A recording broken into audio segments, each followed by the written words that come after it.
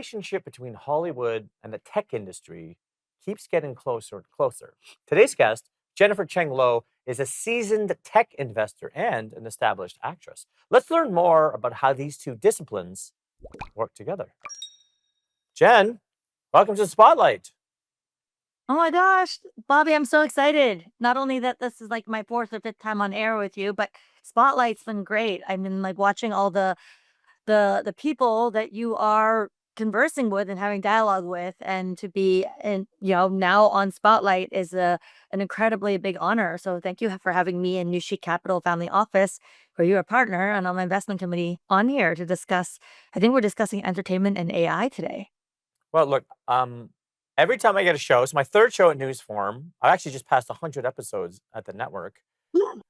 I always know I need to bring on Jen. Congratulations. I need to bring on Jen because you're so knowledgeable and you're quirky. You know, you got a great look. You're so knowledgeable and diverse. And that's always why I bring you on, right? Us, we're friends in real life, but it's like you bring so much to the table.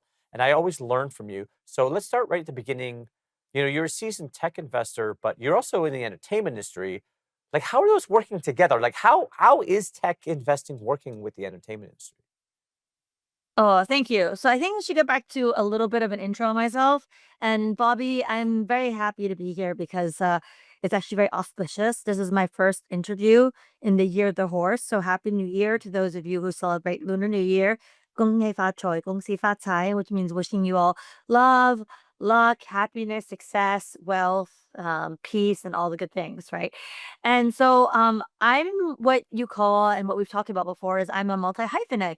So I hold a few degrees. I have an international relations degree from Brown University in international business and negotiation, theater, and also piano performance. And prior to that, when I was 9, I was accepted to doing the conservatory music. And at BU, I was accepted at 12 into the PhD program of the piano. And I'm revisiting that. I think that's actually one of your questions for me, because I also hold degrees in piano performance from both institutions. And then I also think that it's really important how we are approaching both AI and entertainment, because Right. entertainment is one of our humanities, right? And it's what makes us human. And when it comes to AI and investing in AI, as well as that cross section of AI and entertainment, we need to make sure that we're investing along very human lines that empower a human, rather than just have the technology, being uncontrollable. We need to be in control of the technology, of course, and as well as our narrative and the storytelling. So your question is how the tech investing is working with entertainment industry, and I think actually, if you zoom out, we'll see it on multiple fronts. So basically, on streaming platforms, we can all see that they're restructured how content is disseminated, both distributed and monetized. But I think that's really just the beginning. Now, not only do we have immersive technologies and virtual production stages, and like the ones that you could see in the work Mandalorian, but real-time rendering engines are getting even more advanced, like Unreal Engine, and then not just for gaming now, but for filmmaking. And then there's also spatial computer platforms that are creating actually new content categories. And then from an investment perspective, what makes this super interesting is that the entertainment provides the use case and the consumer demand, and then the technology itself provides scalability. Now, when we look at it from an Okay, so investment point of view. let's pause for just a second here, right? And we only have a minute until we get to the break. But would you say that there's definitely like a strong relationship between the tech community and the entertainment community? Oh my God, it's huge. Because I did mean, if you uh, zoom out a little bit even more, the entertainment industry globally, not just AI withstanding, it's valued in the trillions. Okay, Mm. so it's a $1 trillion market, and then the technology layer that supports this is still maturing, and the gap is where that technology and the opportunity live. So what I find very exciting is that technology is lowering the barriers for all of us to enter, for not just content creation, but content production and maturation, and that means more diverse voices are going to be heard, more global storytelling, and it's going to be even more huge because this is going to be an increasingly enlarging ecosystem of creators who need all the tools, the platforms, and the infrastructure. So I think it's a Right. very uh, important investment thesis that continues to compound Yeah. just exponentially. I'm very Okay, excited to keep and this is exploring good. with you. Let's get more in depth, especially AI. Like that's something I want to talk about. We got Jennifer Cheng Lo here on the spotlight.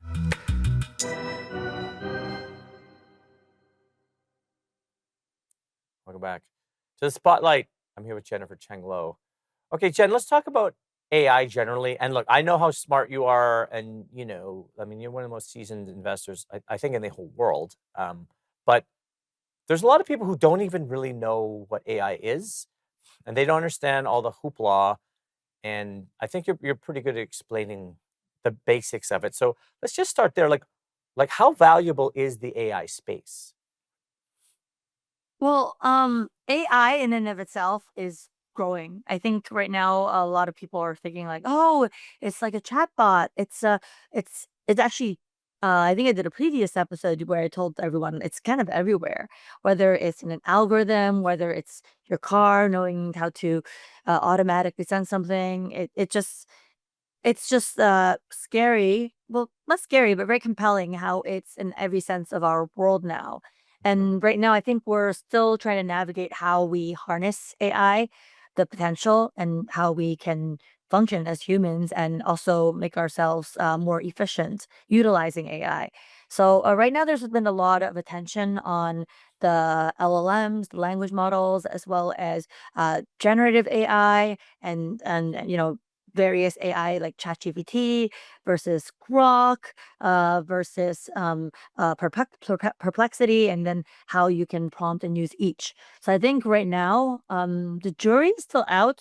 Kind of, you have to, if at this point you haven't exposed yourself to I would urge you to go and immerse yourself so that we can kind of, I don't want to say compete in this brave new world, but be able to survive and thrive in in the rapidly evolving landscape, which involves AI in every component. I mean, I think Right. we're Look, and also going to be let's seeing. go from there. Like Ah, that's a good take, but especially like in the Hollywood space, it's becoming a big debate. Like there, just to be honest, it looks like it's becoming a fight, almost a war. Like it's AI versus non-AI. Um, so I guess because you're in both worlds, right? So do you see AI becoming a larger part of Hollywood? I do. I see it becoming a larger, inevitably become a larger part of Hollywood. I think. I mean, generally speaking, you can see when in previous productions where something's been enhanced or now enhanced or not, and now we're getting to the point where there can be a deep fake and people are like, wow, is that real? Is that does that person or human is there six fingers there? So it's kind of like we're in the uncanny valley, and we Mm, also have to figure ourselves and be strong in our identities as humans.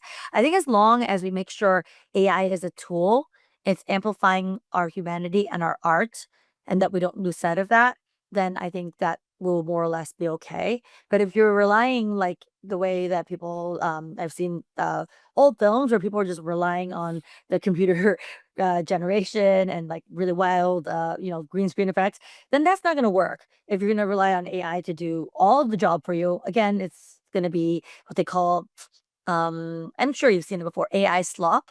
So AI yes. slop is not something that I think people want to aspire to, especially in Hollywood. We would hold ourselves to higher standards as performers and producers and and content makers. And I think one of the ways that um, how we're figuring out how AI interacts with the creatives and with performers and writers, all of us, it has to be within certain guardrails and protecting and ourselves. And so I think that is still rapidly evolving and we all have to navigate it. But I think the main truth that should still come out is authenticity. That's something you and I have talked about for a long time. And it's something that I think remains ever important, even as AI develops. One thing I do for myself too is I never rely completely on AI. So if Mm, I'm writing something or going through a script or looking through an analysis, I will do my own manual human analysis, like good old writing or typing and having it go through my arm and my brain and my mental synapses before I might refine my approach with AI. Because I think we need to be first humans first, not AI first. So I think that's something that right. people really need to understand. I was sitting next to a college professor, and he was saying that they did reverse engineering to figure out how many of the students in one of the departments in humanities was submitting their papers to the Ivy League college, by the way, submitting their papers using completely AI generated content, and they said we can Mm, tell. So I mean that is right. not going to be the way going forward. We can't 100% rely on it. Well, look, and you're bringing up really interesting issues, right? Because it's really about how humans are using AI. Okay, so let's get more into it with Jennifer Cheng Lo on the spotlight.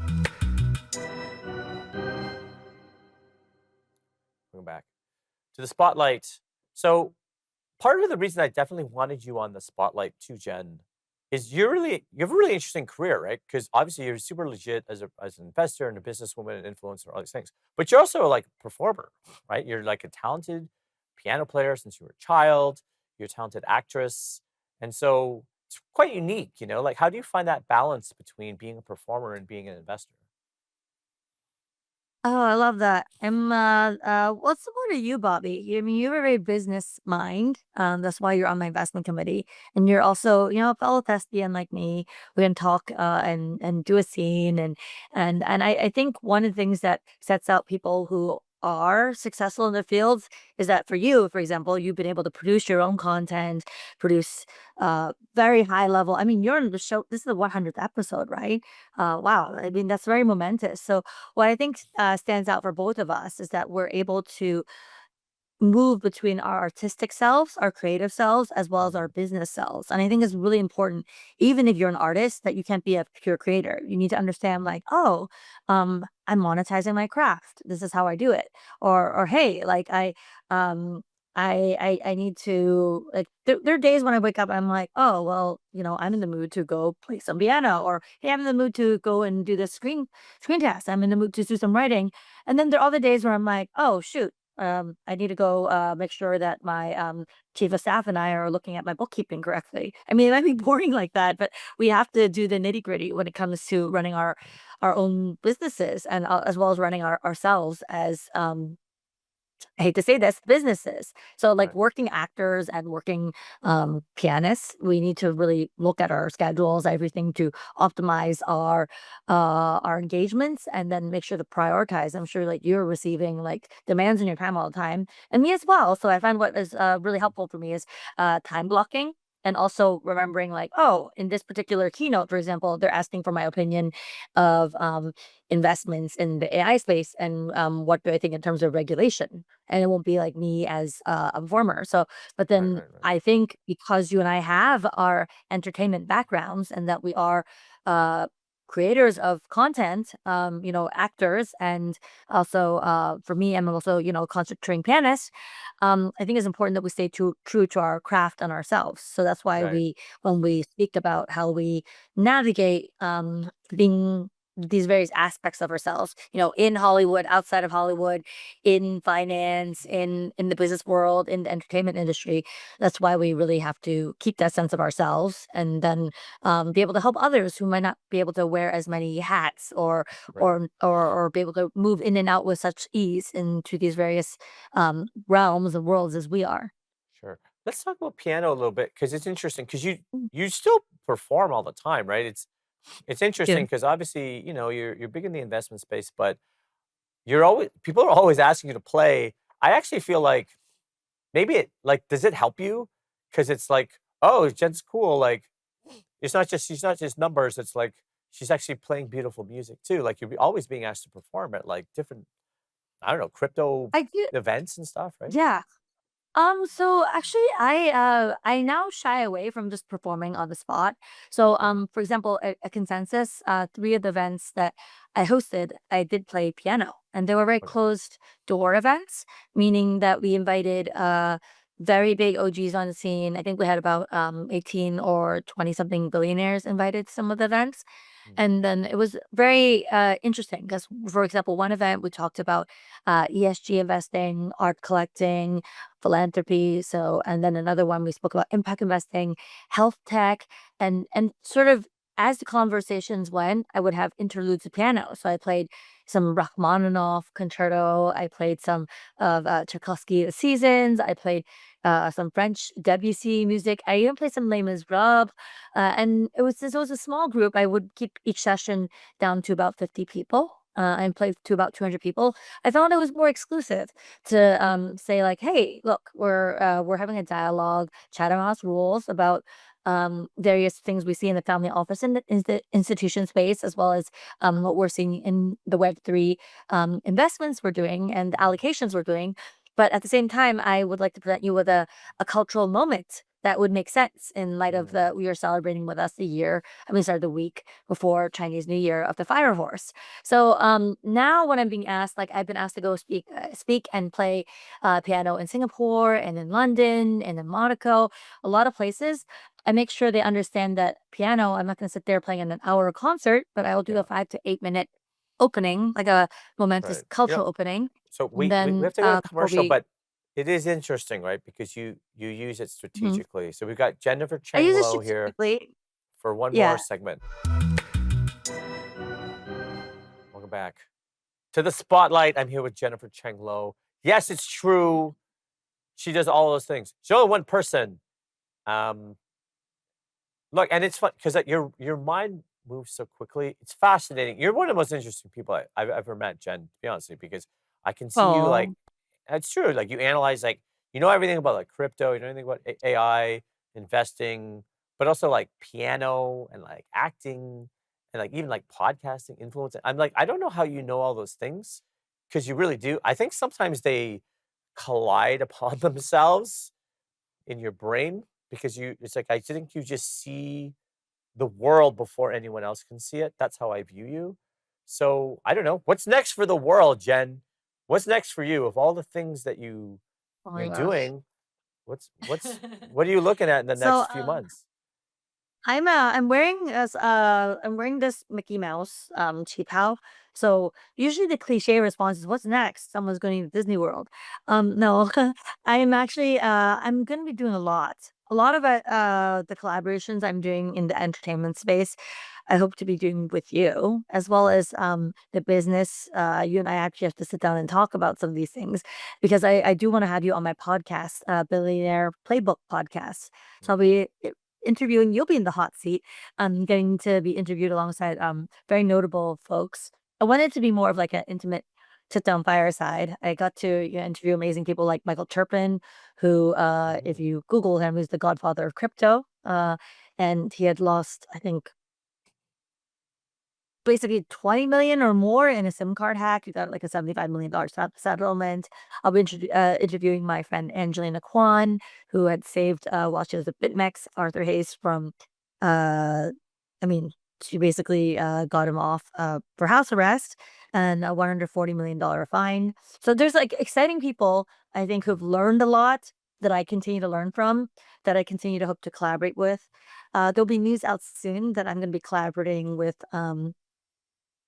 regulated entities and funds, sovereign funds, in fact, mm, out of the Middle East, as well as out of other royal families around the world. So I think we're going to be even more international and new chic. We're going to be looking even more at some life-saving technologies with some IPOs on the way in the AI space, as well as in the biotech space, the mobility space, as well as there's just so much that I wish I could talk about on air, mm, but I'm very excited because I'm leaning even more into my various spheres as an investor, as the founder of my own family office, as the founder of my community and foundation, Gen Club, and also Chosen Collective Foundation, and then also leaning more into myself as a performer, a pianist, and actress. And I'm really right. much looking forward to solidifying all that with you, Bobby, because you know a lot more of my plans than your Oh audience yeah. does. Well, I mean, I'm not going to say everything publicly, but it's pretty amazing what you're doing. Okay, well let's wrap up. I mean, obviously, like you know so many things, you're doing so many things, but there's also people who, that you're also a top investor, right? So people always are interested in what you're interested in, and I think that's also partly why people are following you. So we only have a minute left, but what are your final thoughts? Like, what are you paying attention to, whether it's tech, entertainment, things working together. What are your final thoughts there? Yeah, I think finally, like one of the things that people really don't explore is that there's a huge silo between. I think when people are like, "Oh, these are tech investors. This is Silicon Valley. This is Silicon Alley. Oh, there's family office, there's institution." Actually, we're trying to be able to, and I think when it comes to creatives and creators and creator technology, we're trying to bridge that gap because even in Hollywood and entertainment, everyone kind of operates in these silos. I think it's a lot better if we start to um, bring a lot of collaboration really to the forefront and be able to bring entertainment, AI, Web3 together and not have them operate as separate because it really should be more fluid. And like you said before, Right. the whole experience should be more cohesive.